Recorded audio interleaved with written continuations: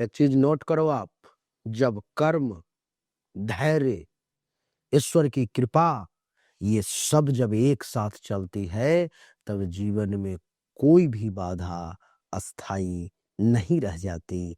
ये क्षणिक होता है, आया और गया, ज्यादा पता नहीं चलता।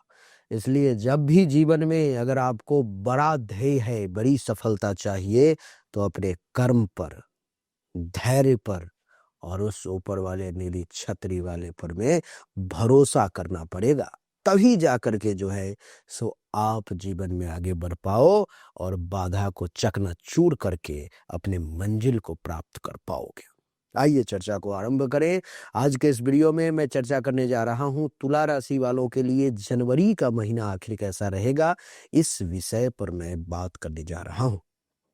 तो हेलो नमस्कार सत श्री अकाल, केम छो कसे काए केरो हाल है केना छे यहाँ सब कैसन वानी, हाउ आर यू, कैसे हैं आप लोग, केमो नाचो मनक्कम खम्मागनियोकुम केमती अच्छंती की खबोर नमस्तुभ्यं, राधे राधे, राम राम। देवी और सज्जनों, ग्रहों की स्थिति से पहले मैं आपको अवगत करवा दूं, आप ये जान ले कि सूर्य देव जो हैं, ये सूर्य देव, मैं बाकी ग्रहों को हटाता हूँ, ये सूर्य देव जो हैं सो 14 तारीख तक यहाँ पर में धनु राशि में तृतीय भाव में वास करने वाले हैं। यहाँ जो है सो ये रहने वाले हैं 14 तारीख तक। 14 तारीख के बाद ये चले आएंगे मकर राशि में, कुंडली के चतुर्थ भाव में। मंगल देवता जो हैं सो 16 तारीख तक आपके कुंडली के तृतीय भाव में धनु राशि में रहेंगे और 16 के बाद ये भी चले आएंगे चतुर्थ भाव में। बुध देवता जो है सो ये 17 तारीख तक धनु राशि में यहाँ पर में रहेंगे, 17 जनवरी के बाद चले आएंगे चतुर्थ भाव में। शुक्र देवता जो है सो ये 13 जनवरी तक कुंडली के तृतीय भाव धनु राशि में है और फिर ये चले आएंगे मकर राशि चतुर्थ भाव में। क्या होगा इन सब का परिणाम वो भी जानेंगे। राहु देवता पंचम भाव में कुंभ राशि में पूरे महीने रहेंगे, शनि देव छठे भाव में पूरे महीने, देवगुरु बृहस्पति नवम भाव में पूरे महीने और केतु एकादश भाव में पूरा महीना रहने वाला है। तो अभी तो जो है सो अपन सबसे पहले तृतीय भाव के बारे में बात कर लें कि तृतीय भाव में ग्रहों की स्थिति जो है सो क्या रहने वाली है और किस प्रकार से आप इन स्थिति से लाभान्वित होने वाले हैं। सबसे पहले हम लोग उसको समझ लें तो ज़्यादा बढ़िया रहेगा। देवी और सज्जनों, प्रथम जो है हमारे शरीर का पहला पार्ट ये है हमारा मस्तिष्क। तो मस्तिष्क पर में ही चर्चा करते हैं कि मानसिक स्थिति कैसी रहेगी और आत्मबल आपका कैसा रहेगा। इसका जुड़ाव तृतीय भाव से है क्योंकि 4 ग्रह तृतीय भाव में विराजमान है। मानसिक स्थिति और आत्मबल, महीने का पहला भाग तृतीय भाव के सक्रिय होने से साहस, आत्मविश्वास और निर्णय क्षमता आपकी खूब बढ़ने वाली है। देवगुरु बृहस्पति जो है सो यहाँ पर में नवम भाव में विराजमान है। आप देख लो, नवम भाव में विराजमान होने के कारण देवगुरु बृहस्पति के देवी और सज्जनों, आपकी जानकारी के लिए मैं बता दूं कि आपका आध्यात्मिक सोच, सकारात्मक दृष्टिकोण और ईश्वर पर भरोसा और अधिक मजबूत हो जाएगा। 14 तारीख से 17 तारीख के बीच में ये सारे ग्रहों का जो है परिवर्तन हो रहा है। तो 14 से 17 के बाद ये सब के सब ग्रह देवी और सज्जनों, चाहे सूर्य हो, चाहे मंगल हो, बुध हो या शुक्र हो, ये सब चतुर्थ भाव में आ रहे हैं। जिससे क्या होगा कि इससे आपका मन, चौथा भाव जो ये जो है ना सो मन का भी भाव है ये, ठीक है, चौथा। तो आपका जो मन है वो थोड़ा संवेदनशील रहेगा। कुल मिलाकर मैं बात करूं तो मानसिक रूप से आप पहले से अधिक मजबूत और फिर भावनात्मक रूप से गहराई में जा सकते हैं। बात करता हूं दूसरे विषय पर में अब, जो है आपके लिए बहुत बहुत ही महत्वपूर्ण, आपकी नौकरी, जिस भाव में शनिदेव ये विराजमान है, और आपका करियर, दसम भाव, ये दोनों आपस में जुड़ा हुआ है। बाकी ग्रहों की दृष्टि भी है। तो क्या होगा प्रभाव? देवी और सज्जनों, शनि के छठे भाव में होने से शत्रुओं पर में विजय हासिल करेंगे आप। प्रतियोगी परीक्षा, कोर्ट कचहरी, नौकरी में संघर्ष के बाद आपको सफलता मिलने का प्रबल योग बन रहा है। यहाँ पर में तृतीय भाव में जो सूर्य, मंगल बुध, ये 3 ग्रह और चौथा शुक्र भी है। इससे क्या होगा कि मीडिया, लेखन, यूट्यूब, मार्केटिंग, ज्योतिष, कंसल्टिंग, इन सब से जुड़े लोगों के लिए जो ये समय है बहुत ही शानदार रहने वाला है, बहुत अच्छा रहेगा। 17 जनवरी के बाद जब ये सारे ग्रह जो हैं सो चतुर्थ भाव में जब यहाँ पर में आ रहे हैं देवी और सज्जनों, तो क्या हो रहा है, ऑफिस पॉलिटिक्स से आपको सावधान रहने की सलाह देता हूँ। कार्यस्थल बदलने या घर से काम करने का भी योग बन रहा है। और इसे एक चीज समझ लें कि कड़ी मेहनत का फल आपको जरूर मिलेगा। घबराए नहीं, एक चीज रखना है और उसका नाम है धैर्य। धैर्य रखना है आपको, ये अगर आप रखोगे तो आपको फल जरूर मिलेगा। अब बात कर लेते हैं आपके आय की, जहां पर में ये जो केतु देवता हैं वो विराजमान हैं आपके आय पर में, यानी कि आपका पैसा, आय, धन, आर्थिक स्थिति पर में। केतु के लाभ भाव में होने से आय होगी, लेकिन मन तृप्त नहीं होगा। पुराने स्रोत से भी लाभ आपको मिलेगा, लेकिन नए से संशय है। अब देवगुरु बृहस्पति जो है सो यहाँ पर में नवम भाव में है, आप देख ही रहे हो। नवम भाव में होने से भाग्य के सहारे भी आपको कुछ अचानक धन लाभ मिल सकता है। पिता, गुरु या वरिष्ठ लोगों से आर्थिक सहयोग मिलने के भी योग हैं। सट्टा, शेयर या जोखिम भरे निवेश में राहु जो है आपको ये चेतावनी दे रहा है कि भाई सावधानी बरत ले, नहीं तो मारा जाएगा। तो सावधानी बरतना जरूरी है।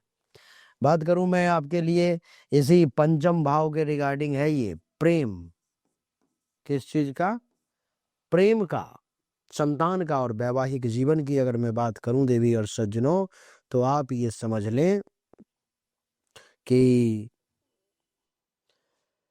राहु के पंचम भाव में होने से प्रेम संबंधों में भ्रम जरूर आएंगे। गुप्त रिश्ता रह सकता है, या कहीं पर में या अपने पार्टनर से दूरी हो सकती है। संतान को लेकर के थोड़ी सी चिंता, या पढ़ाई में आपका मन जो है वो भी भटकता हुआ मैं महसूस कर रहा हूँ। विवाहित जातकों के लिए जनवरी का जो दूसरा भाग है ना, मूल रूप से करीब 14-15 तारीख के बाद का, वो घरेलू तनाव कुछ ला सकता है। तो इस बात पर मैं आपको विशेष ध्यान देना है। संवाद और विश्वास से रिश्ते संभल सकते हैं, तो संवाद करें और विश्वास करें, अच्छा रहेगा। बात मैं करूं इस चतुर्थ भाव के रिगार्डिंग, यानी कि थोड़ा सा इन सबको मिटाना पड़ेगा, पूरा कचरा हो गया है। चतुर्थ भाव के रिगार्डिंग अगर मैं बात करूं, यानी कि आपके किस चीज का, मकान का, आपके घर का, आपके संपत्ति का, इन सब की अगर मैं बात करूं तो क्या इस आपके वाहन सुख का, चौथा भाव वाहन का भी, तो वाहन सुख का, वाहन, संपत्ति और घर, मकान, इन सब में क्या होगा, तो 13 से 17 जनवरी के बाद 4 ग्रह चतुर्थ भाव में आ रहे हैं। जैसा कि आपको मैंने बताया कि सूर्य, मंगल, बुध और शुक्र। तो घर, परिवार और माता के स्वास्थ्य के साथ आप प्रॉपर्टी पर भी फोकस करेंगे। वाहन या जमीन खरीदने के योग बन रहे हैं। घर में क्रोध और अहंकार से विवाद हो सकता है। बात अगर करूं मैं आपके हेल्थ की, तो हेल्थ का जो भाव है आपका, ये छठा भाव है। हेल्थ का 6th भाव होता है ये भाव, जहां शनिदेव विराजमान है। तो शनि के छठे भाव में होने से पुरानी बीमारी से राहत हो जाएगी, लेकिन हड्डी, पेट और नसों से जुड़ी समस्या इस समय में भी हो सकती है। मानसिक तनाव से ब्लड प्रेशर, नींद की कमी भी आपको परेशान कर सकती है, इसलिए सावधान। नियमित दिनचर्या बहुत जरूरी है, इसलिए रूटीन बनाकर चलें, अच्छा रहेगा। अगर मैं अब बात करूं आपके नवम भाव से संबंधित, और नवम भाव है आपके किस चीज का, मालूम है आपको, आपके धर्म का।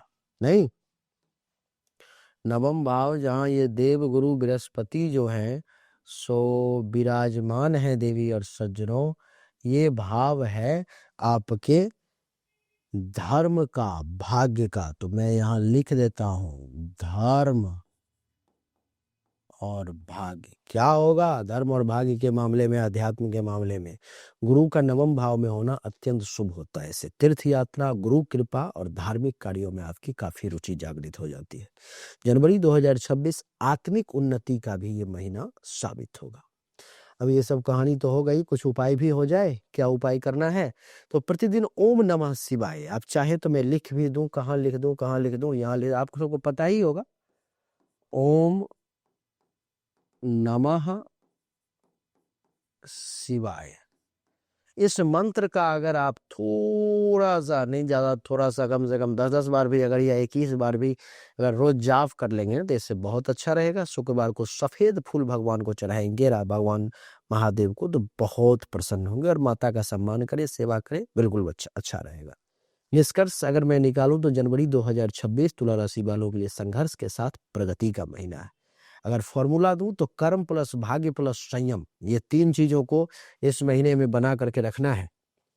लिख देता हूं यहां पर, मैं एक नए पेज में लिख ही देता हूं।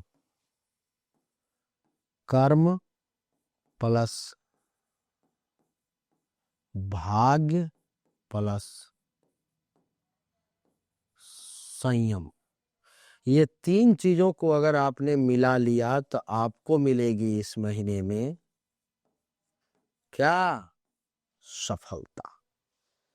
इधर से जो है सो ये फोकस करो इन 3 चीजों पर, में कर्म करो, भाग्य का साथ मिलेगा, संयम रखो, तो सफलता आपको जरूर मिलेगी। इसलिए टेंशन नहीं लेना है। आध्यात्मिक शक्ति आपके जीवन को एक नई दिशा देना चाह रही है, तो आप उस शक्ति का स्वागत करें और कर्म करें, भाग्य का साथ मिलेगा ही, और संयम रखें, सब फर्स्ट क्लास रहे। उम्मीद करता हूँ अच्छा लगा होगा, पसंद आया होगा देवी और सज्जनों। लेकिन मैं आपको बता दूं कि ये जो हमारा वीडियो है ये 100% एक्यूरेट नहीं है। 100% एक्यूरेट जानकारी के लिए आपको जन्म कुंडली, आपकी हस्तरेखा और गोचर कुंडली तीनों मिलाकर के देखने के बाद ही आपको एक्यूरेट जानकारी मिल सकती है। अगर आपको चाहिए तो सामने दिए गए नंबर पर मैसेज कर ले, व्हाट्सएप कर ले, ये व्हाट्सएप नंबर है, कॉल ना करें, तो आपको सही और एक्यूरेट जानकारी मिल जाएगी। अच्छा लगा तो लाइक करें, शेयर करें, चैनल को सब्सक्राइब करें, इसके बेल आइकन के बटन को दबा दें। राधे राधे।